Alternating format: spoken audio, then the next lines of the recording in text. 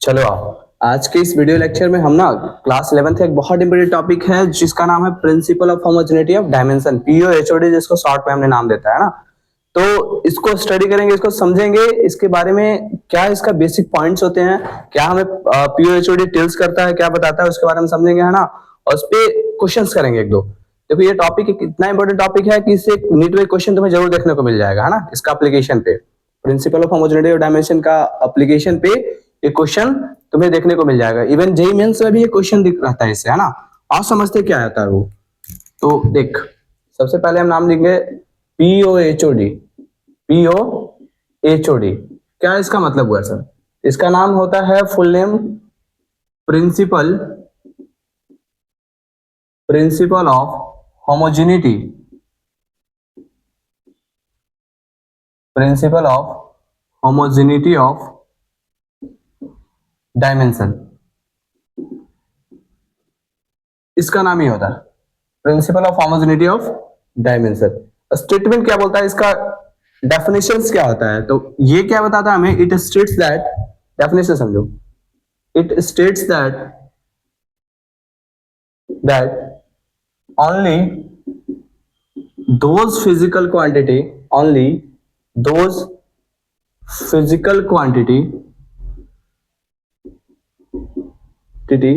can be added or subtracted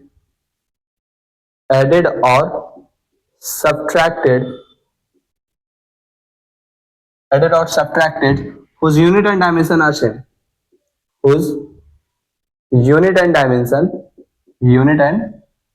dimension are same। Short पे dimension को DIM लिखते हैं ना, dimension are same. What does it mean sir? Same ये मुझे बताता है कि दो फिजिकल क्वांटिटी को तब ऐड या सब्ट्रैक्ट कर पाएंगे, है ना। देखो मैथमेटिक्स में 4 ऑपरेशन होता है, एडिशन, सब्ट्रैक्शन, मल्टीप्लिकेशन और डिवीजन। तो दो फिजिकल क्वांटिटी का एडिशन सब्ट्रैक्शन का ऑपरेशन तब दिया जाएगा वो दोनों पे जब वो दोनों का यूनिट और डायमेंशन सेम हो। देखो एक एग्जांपल देंगे, ये तो इसका डेफिनेशन था, ये इसका नाम था principal of homogeneity of dimension. एक एग्जांपल देंगे, समझ जाओगे पॉइंट्स को। आप पहले एग्जांपल समझते हैं क्या बोलता है इसका मतलब। देखो, तो हमने बोला कि only those physical quantity can be added और subtracted whose unit and dimension are same. Great. देखो जैसे मैंने बोला 2 kg plus 3 metre, what is the output? Cannot add them, कोई आउटपुट नहीं मिलेगा इनका। क्यों? क्योंकि देखो यहां पे एक फिजिकल क्वांटिटी है 2 kg, it's mass, 3 metre it's length. तो दो डिफरेंट फिजिकल क्वांटिटी का एडिशन है। ये मास है मेरा और ये मेरा लेंथ है। तो हमने अभी क्या बोला था कि दो फिजिकल क्वांटिटी जिसका यूनिट डायमेंशन सेम हो, दोनों ही सेम होना चाहिए, तब उसको ऐड या सब्ट्रैक्ट कर पाओगे। मल्टीप्लिकेशन डिवीजन के बारे में बात नहीं करता, ये एडिशन सब्ट्रैक्शन के बारे में बात करता है। तो क्या मास और लेंथ सेम क्वांटिटी है? डिफरेंट है, इनको ऐड नहीं किया जा सकता। मतलब you can't get the output of this two addition, है ना। Next, if I say you 3 kg plus 5 kg, what is the output? Obviously everybody says 8 kg, है ना। सबको बोलेगा कि 8 kg हो गया ना। लेकिन क्या ये दोनों को ऐड कर पाएंगे? ये दोनों को ऐड नहीं कर पाओगे, ये दोनों एडिशन हो गया। क्यों एडिशन हुआ? क्योंकि 3 kg is a kind of mass, means किसी प्रकार का मास होगा किसी ऑब्जेक्ट या थिंग्स का। ये भी मास है और दिस इज ऑल्सो मास,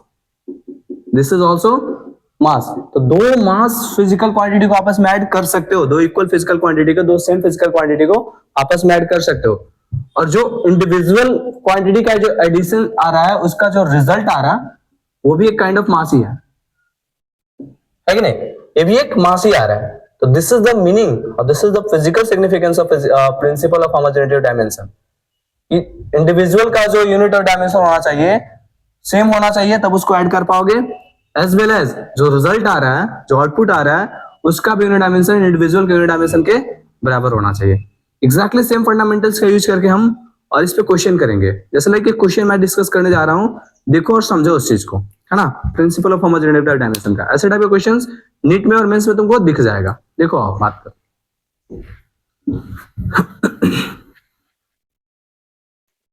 तो देख, जैसे मैंने बोला कि if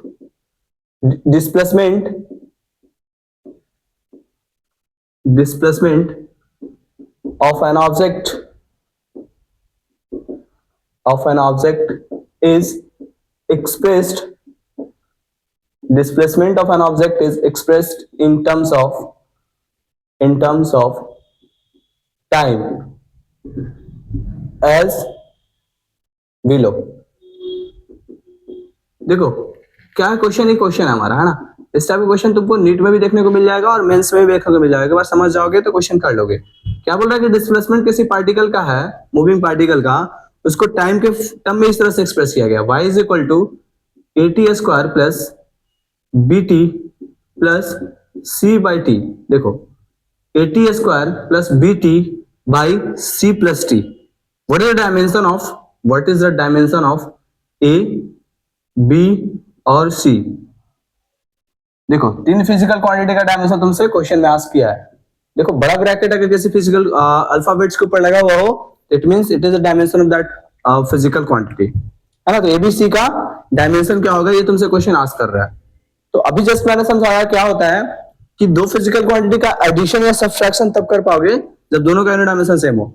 come to this point, यहाँ पे समझो क्वेश्चन का c प्लस टी अगर क्वेश्चन में दिया हुआ हमें c को t के साथ ऐड किया, इसका मतलब क्या हुआ कि dimension of c is equal to dimension of t।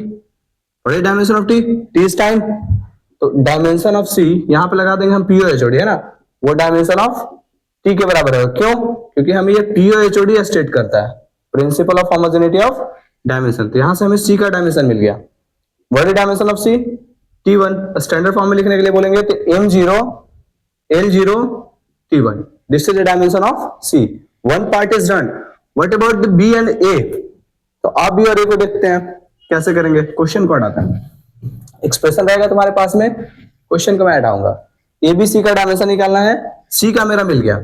Again फिर भागेंगे हम लोग पीओएचओडी के पास, फिर जाएंगे किसके पास? पीओएचओडी के पास। क्या बोलता है पीओएचओडी कि इंडिविजुअल का जो डायमेंशन होना चाहिए वो रिजल्ट के डायमेंशन के बराबर होना चाहिए। इट मींस पीओएचओडी फिर से मैंने लगाया, तो डायमेंशन ऑफ y जो होना चाहिए वो इंडिविजुअल एटी स्क्वायर के डायमेंशन के बराबर होगा, है कि नहीं। ये इंडिविजुअल है, ये पूरा इंडिविजुअल है, ये रिजल्ट है, तो रिजल्ट का जो डायमेंशन होना चाहिए इंडिविजुअल के डायमेंशन के बराबर होना चाहिए। What is the dimension of displacement? l। Displacement या distance is a kind of length, और length is a fundamental physical quantity जिसका डायमेंशन l होता है। नेक्स्ट, यहां से ब्रैकेट हटाओगे तो दोनों पे डायमेंशन का अलग अलग डिस्ट्रीब्यूट कर दो, ठीक। What is the dimension of a को ऐसे ही रह दो, t है, t का डायमेंशन t स्क्वायर होता है, this is equal to l। आगे बढ़ोगे इस पार्ट को हटाते हैं, आगे बढ़ोगे तो डायमेंशन ऑफ a आ रहा है तुम्हारा क्या? l by T square. ऊपर ले जाओगे तो क्या हो जाएगा? lt minus 2, this is the dimension of a, lt minus 2। समझे? हमने निकाल लिया a का, हमने निकाल लिया c का। What about the b sir? Again एक फिजिकल क्वांटिटी था हमारा b, और फिर से b के लिए हम पीओएचओडी लगाएंगे, है कि नहीं। पीओएचओडी हमारा है जो सपोर्ट करेगा क्वेश्चन को सॉर्ट करने में, ऐसे टाइप के क्वेश्चंस को, है ना। तो आप एक्सप्रेशन क्या था? y is equal to A T square plus B T by C plus T, this is the expression. Tell me one thing कि इसका जो डायमेंशन होना चाहिए इसका डायमेंशन के बराबर होना चाहिए कि नहीं होना चाहिए? करेक्ट। तो हम बोल सकते हैं पीओएचओडी, फिर से कौन क्या लगा रहे हैं हम? Principal of homogeneity of dimension. Dimension of y जो होना चाहिए हमारा वो किसके बराबर होना चाहिए? Dimension of vt upon c plus T, इसके बराबर होना चाहिए। अब बताओ c प्लस टी का डायमेंशन अभी जस्ट मैंने निकाला, c प्लस टी का डायमेंशन c के बराबर होगा, या c का डायमेंशन हमने t अभी निकाला था, तो y का तो l हो गया, ऊपर में लिख दो bt, डायमेंशन का ब्रैकेट डिस्ट्रीब्यूट हो जाता है c प्लस टी। अब c प्लस टी का डायमेंशन c के बराबर t के बराबर होगा, है ना। तो l is equal to dimension अलग अलग डिस्ट्रीब्यूट कर दो इस पे, dimension of b into dimension of t, this is the t, because c and t दोनों अगर ऐड हुआ है तो c और t दोनों सेम डायमेंशन के होंगे, सेम यूनिट का होंगे। क्रॉस मल्टीप्लिकेशन करोगे तो lt बराबर dimension of b into dimension of t, है ना। ये t से t खत्म हो जाएगा। What is dimension of b? You get the value of dimension of b is l। Exactly same ऐसे ही पैटर्न में हम लोग किसी भी टाइप के क्वेश्चंस को कर लेते हैं, है ना। और एक इंपॉर्टेंट क्वेश्चन और डिस्कस करते हैं, है ना। वही पीओएचओडी का एप्लीकेशन करेंगे, इसके बाद होप कि तुम सब कुछ समझ जाओगे। आओ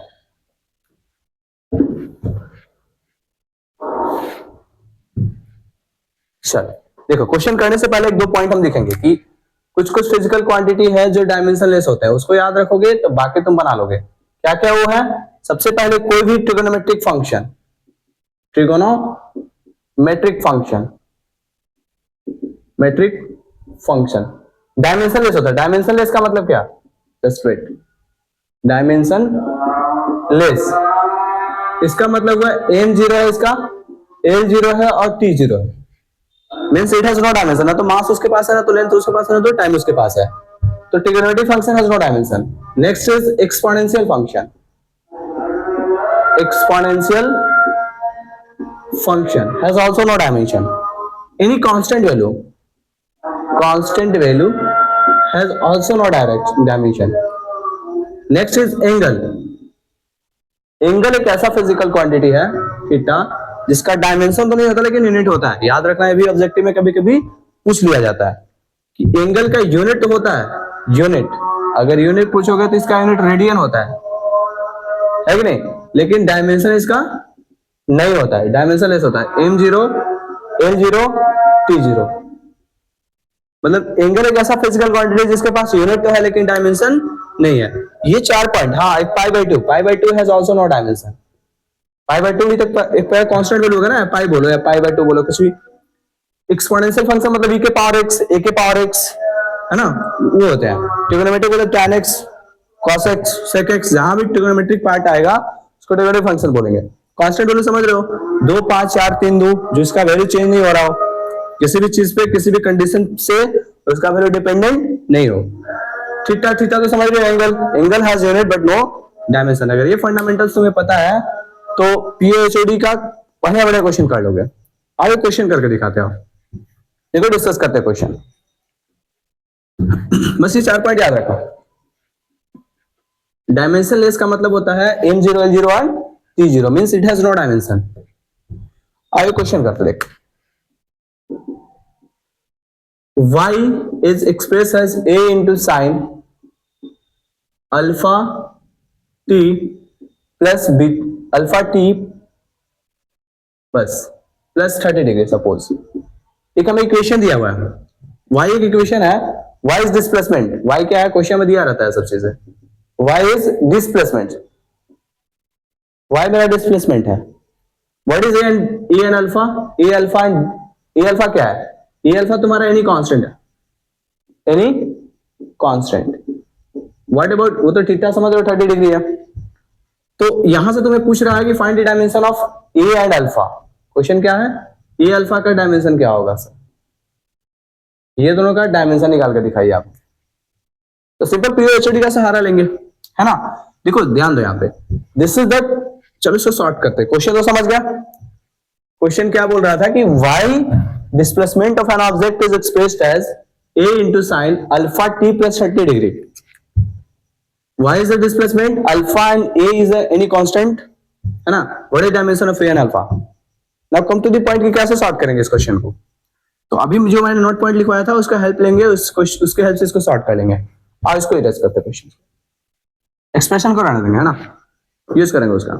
तो देखो, this is the trigonometric function. यहां से यहां तक sine alpha T plus 30 degree is a trigonometric function. Sine के साथ कुछ भी वैल्यू आएगा वो तो एंगल है, angle has no dimension, means ये पूरे पार्ट का कोई भी डायमेंशन नहीं होगा। इट मींस कि डायमेंशन ऑफ जो y होगा वो डायमेंशन ऑफ a के बराबर होगा। तो ये तो डायमेंशनलेस है ना। डायमेंशनलेस करने का मतलब क्या है? m0, l0, t0, ये पूरा ट्रिगोनोमेट्रिक फंक्शन है। अभी जैसे नोट पॉइंट मैंने लिखवाया था, यहाँ पे पीएचडी लगा दिया, तो y का डायमेंशन l होगा। y is displacement, displacement is a kind of length. What about a? ये तो 1 हो जाएंगे, तो a का जो डायमेंशन होगा l के बराबर हो जाएगा। देखो a का डायमेंशन मैंने निकाल लिया। सर अल्फा का कैसे निकालोगे? तो ध्यान से देखो, हमारा एक्सप्रेशन में क्या है? Sine alpha T plus 30 degree, sine alpha T plus 30 degree. Sine के साथ जो भी वैल्यू होता है वो एंगल होता है हमारा। मान लिया मेरा थीटा है कि नहीं? तो theta has no dimension, theta has no dimension, m0, l0, t0, है कि नहीं? तो ऐसे भी सोच सकते हो, या फिर एक तरीका और है, शॉर्ट कट बताते हैं। ऐसे भी करोगे तो बन जाएगा, लेकिन बताओ alpha T plus 30 degree, angle है ना ये 30 डिग्री, मींस इसका डायमेंशन इसके बराबर होना चाहिए। यहाँ पे पीएचओडी लगा देंगे, वैसे भी करोगे लेकिन ये शॉर्ट तरीका हो। देखो देखो लंबा चल जाएगा उससे, इससे अच्छा ये कर लो, ये और ये टर्म ऐड किए हुए हैं यहाँ पे एक्सप्रेशन में, एंगल में थीटा जो हमने अज्यूम किया था उसमें ये दो टर्म एडेड है। मींस एडिशन और सब्ट्रैक्शन तब होता है सर जब दोनों का डायमेंशन क्या हो, सेम हो। 30 डिग्री हैज नो डायमेंशन, तो dimension of alpha into dimension of T is equal to m0 l0 t0। What about the alpha, इसका कैपिटल टी हो गया, ये तो 1 हो गया, तो अल्फा का जो डायमेंशन आ रहा है 1/t, ऊपर ले जाओगे तो t minus 1, this is dimension of alpha. तो दिस इज द वे कैसे हम लोग principal of homogeneity of dimension लगाते हैं, तो इसके क्वेश्चन को करते हैं। तो ऐसा क्वेश्चन तुम्हें एक नीट में नेक्स्ट साल जब एग्जाम दोगे तो वहां पे भी देखने को मिल जाएगा, मेंस में भी इस पे क्वेश्चंस रहते हैं, ठीक है। तो इसको समझो और इसको अंडरस्टैंड करके क्वेश्चन बनाना सीख लो। That's it for the today.